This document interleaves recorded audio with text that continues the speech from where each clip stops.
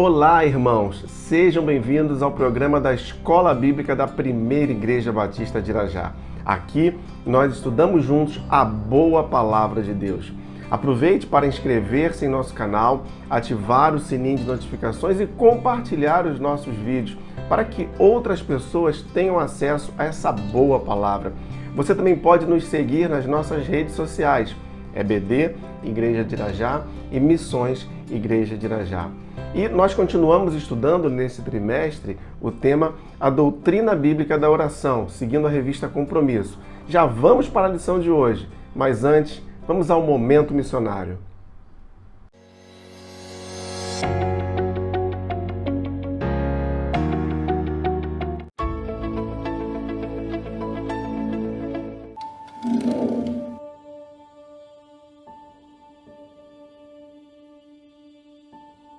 Por amor de ti, ó Brasil, meus pés ficarão calejados e cansados, mas certamente se manterão formosos. Dedicarei a minha vida a percorrer vilas, favelas, litorais, cidades e o sertão. Conhecerei os lugares mais distantes, mais altos e mais remotos. Por amor de ti, ó Brasil, meus olhos resplandecerão com paixão. Minhas mãos tocarão os intocáveis, e de minha boca sairá palavras de bondade e graça.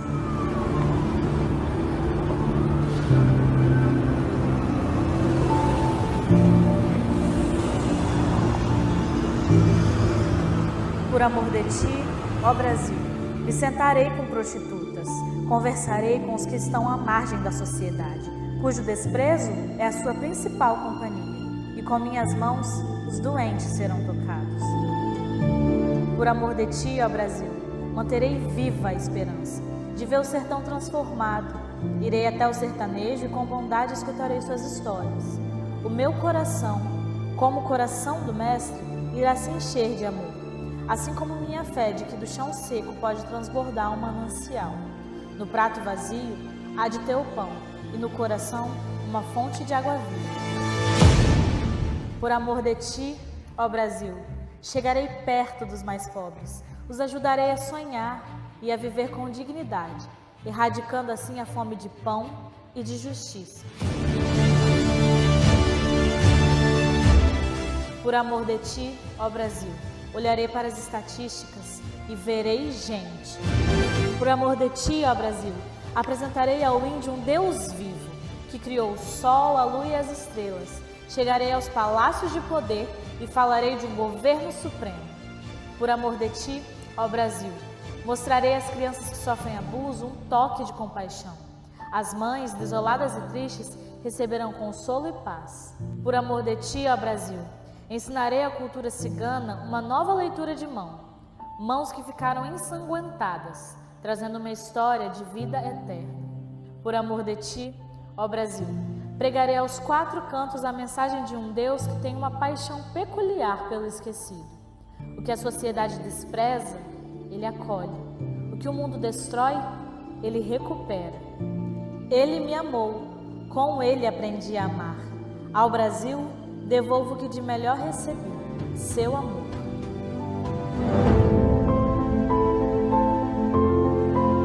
Uma carta não é um simples pedaço de papel com meia dúzia de palavras escritas. Ela traz consigo todo o sentimento de quem a escreveu. Em suas letras, existe a convicção de que há uma mensagem a ser dita. E em sua despedida, uma esperança de que aquilo que foi dito repouse no coração de quem a leu. Essa é uma carta de amor ao Brasil. E você tem a missão de entregá-la. Você faz parte dessa história. Tudo que temos construído até aqui tem a sua colaboração. Se orgulhe disso. Mais uma vez, gostaríamos de contar com você para fazer com que essa carta de amor chegue a todos os lugares do Brasil. Precisamos, como igreja, assumir de vez o nosso compromisso com a sociedade.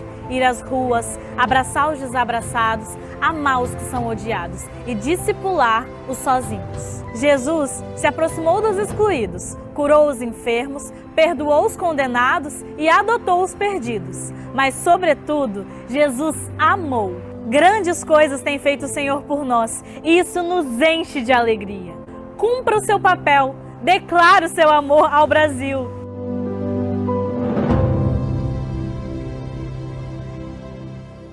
O título da lição de hoje é O Lugar da Oração. Mas qual é o lugar da oração? Segundo o Evangelho de Mateus, capítulo 6, verso 6, diz assim o texto: Mas quando você orar, vá para seu quarto, feche a porta e ore a seu pai que está no secreto. Então, seu pai, que vê no secreto, o recompensará. Secreto, aqui no texto, refere-se ao lugar onde só o administrador da casa teria acesso. É um local reservado. Mas o que significa realmente ir para o quarto, fechar a porta, orar em secreto? Há duas maneiras de nós interpretarmos esse texto.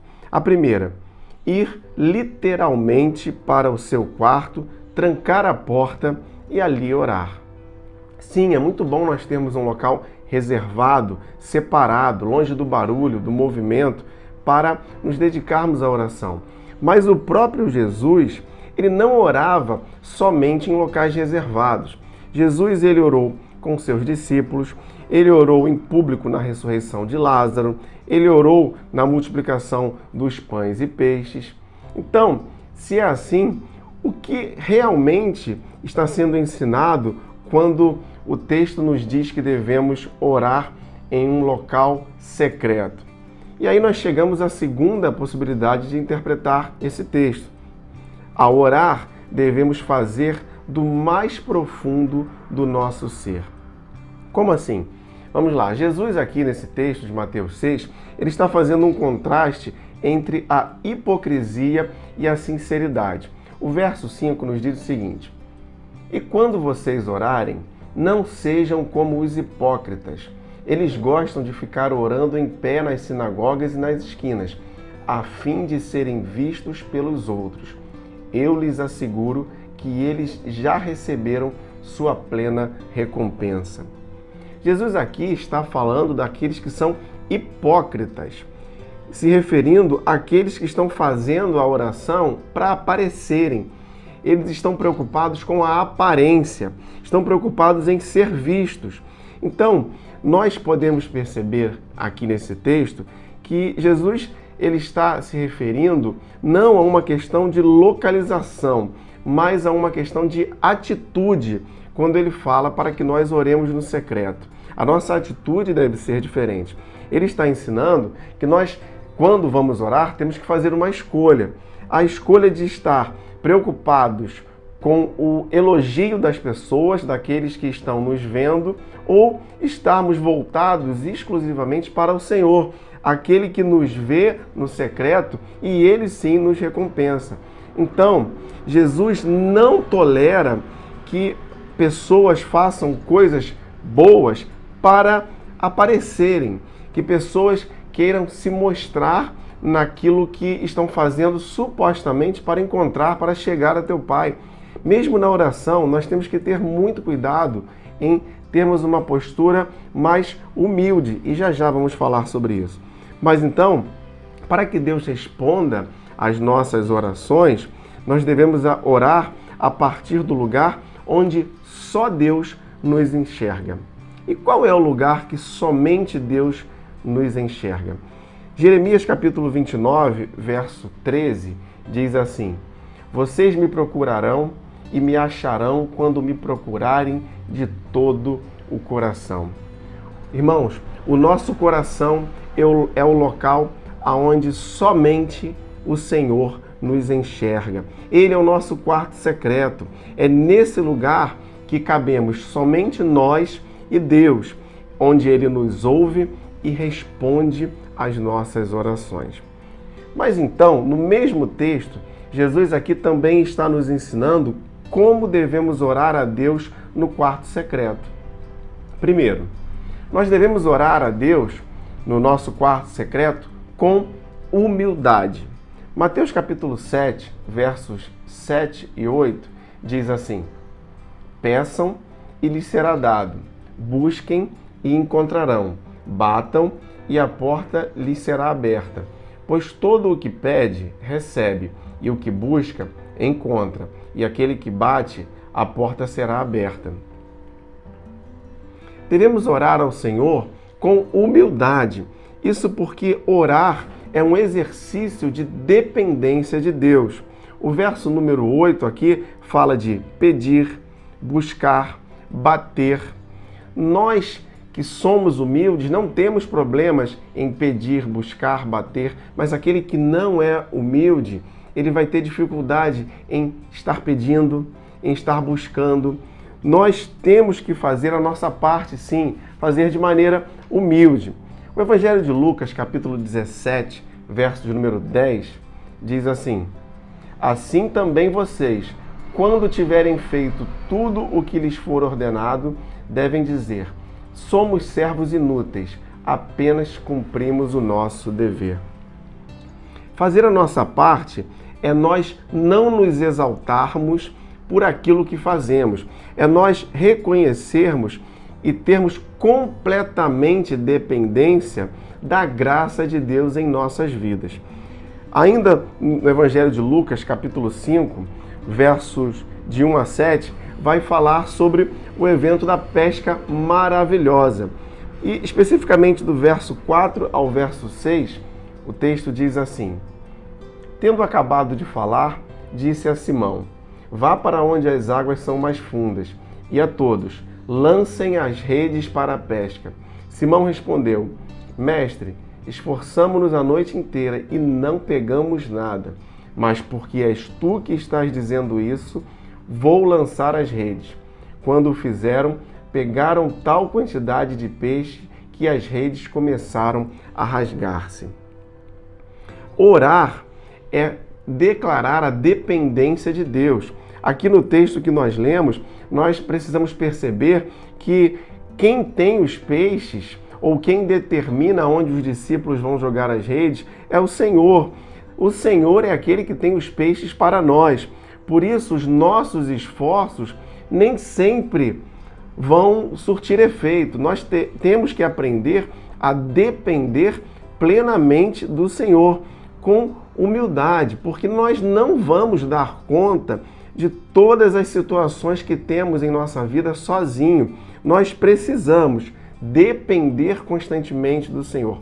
Por melhores que sejamos, por mais que saibamos fazer algo, como aqueles discípulos no texto que lemos, que eram pescadores hábeis, eles sabiam, eles estavam acostumados a fazer aquilo ali, mas foi necessário a intervenção do Senhor para que eles tivessem êxito na sua pesca. Então, não adianta sermos dedicados apenas, nós precisamos entrar no nosso quarto secreto, porque só Deus é capaz de fazer aquilo que realmente nós precisamos. Vimos então que devemos orar no quarto secreto com humildade, mas nós também devemos orar no quarto secreto confiando na bondade de Deus. Mateus capítulo 7 ainda, versos 9 e 10, diz assim: qual de vocês, se o seu filho pedir pão, lhe dará uma pedra? Ou se pedir peixe, lhe dará uma cobra? Queridos, o Senhor é bom. O Senhor sabe exatamente o que é melhor para nós. O Senhor, Ele não há de nos dar algo que seja ruim para nós. Ele é soberano sobre todas as coisas. Então, nós temos que confiar na sua bondade. E nós também devemos orar no quarto secreto com perseverança. Em Lucas capítulo 18, nós vemos o texto que fala da viúva persistente. Isso é uma parábola que Jesus está contando. E nessa história, aquela viúva tinha uma causa que deveria ser julgada por um juiz que não temia a Deus. Ele não se importava com a causa das pessoas. Mas o verso 3 de Lucas 18 diz assim: havia naquela cidade uma viúva que se dirigia continuamente a ele, suplicando-lhe: faze-me justiça contra o meu adversário. Aquela viúva agia de maneira insistente, de maneira persistente, ela se dirigia àquele juiz, que era o juiz iníquo, como a Bíblia nos coloca. E o que aconteceu? O juiz, mesmo sendo mau, ele atendeu ao pedido da viúva. O verso 4 e o verso 5 dizem o seguinte: por algum tempo, ele se recusou, mas finalmente disse a si mesmo: embora eu não tema a Deus e nem me importe com os homens, esta viúva está me aborrecendo. Vou fazer-lhe justiça para que ela não venha me importunar. Jesus aqui está nos ensinando que se até aquele juiz que era injusto foi capaz de fazer justiça, que dirá o Senhor Deus, que é justo e bom? Ele fará justiça àqueles que confiam nele. Mas então, aqui cabe uma pergunta: por que precisamos insistir se o Senhor, ele é justo e bom? Aqui nós consideramos as motivações. O Senhor, ele não é apenas um fornecedor de bênçãos. Há pessoas que o buscam somente quando tem alguma necessidade, quando precisam de alguma bênção. Mas nós devemos buscá-lo continuamente, insistentemente, porque isso mostra a nossa dependência e a nossa humildade. A Bíblia, ela vai nos exortar a nós orarmos continuamente. 1 Tessalonicenses, capítulo 5, verso 17, diz: orem continuamente. Então, nós devemos orar perseverantemente, a fim de nos lembrar de quem fomos, de quem somos e em quem estamos comprometidos a ser. Nós devemos perseverar em oração a fim de aprender todos os dias a nos submeter à vontade do Pai. O texto de Mateus capítulo 6, verso 10 diz: venha o teu reino, seja feita a tua vontade, assim na terra como no céu. Nós devemos orar continuamente a fim de trazer à nossa memória tudo aquilo que nos traz esperança. Lamentações capítulo 3, verso 21. Todavia, lembro-me também do que pode dar-me esperança. Nós devemos orar perseverantemente a fim de nos lembrar de que nada poderá nos afastar do amor de Deus. Romanos capítulo 8, verso 35 diz: quem nos separará do amor de Cristo? Será tribulação, ou angústia, ou perseguição, ou fome, ou nudez, ou perigo, ou espada? Nós devemos orar perseverantemente também porque sabemos que Deus não se esqueceu de nós e que vai fazer a nossa justiça brilhar como o sol do meio-dia. Salmo de número 37, verso 6. Ele deixará claro, como a alvorada, que você é justo e como o sol do meio-dia que você é inocente. Irmãos, quando oramos continuamente, nós não somos dominados pela ansiedade, pela ganância, pelo sentimento de vingança, pelo medo, pensamentos ruins, desejos maus. Todas essas coisas nos mostram que nós estamos nos afastando do nosso quarto secreto de oração. Então, concluindo a lição de hoje, nós precisamos reencontrar o caminho para o nosso quarto secreto, porque é na dimensão do coração que Deus quer se encontrar com seus filhos. Vamos orar, vamos falar com Deus. Feche seus olhos. Senhor, te damos graças pela tua palavra. Colocamos nossos corações em tuas mãos. Pedimos que nós possamos ser diariamente perseverantes, humildes, dependentes e confiantes de ti. Oramos, ó Pai, na certeza de que o Senhor nos ouve e nos responde, em nome de Jesus. Amém. E se você gostaria de entrar em contato conosco para enviar a sua dúvida ou seu comentário, você pode fazer isso através do nosso e-mail ou das nossas redes sociais. Não se esqueça de inscrever-se em nosso canal, ativar o sininho de notificações e compartilhar os nossos vídeos. Você também pode aproveitar e nos seguir nas nossas redes sociais. EBD, Igreja de Irajá e Missões Igreja de Irajá. Muito obrigado por você estar conosco aqui na Escola Bíblica da Primeira Igreja Batista de Irajá. E não se esqueça, leia, estude, entenda a Bíblia.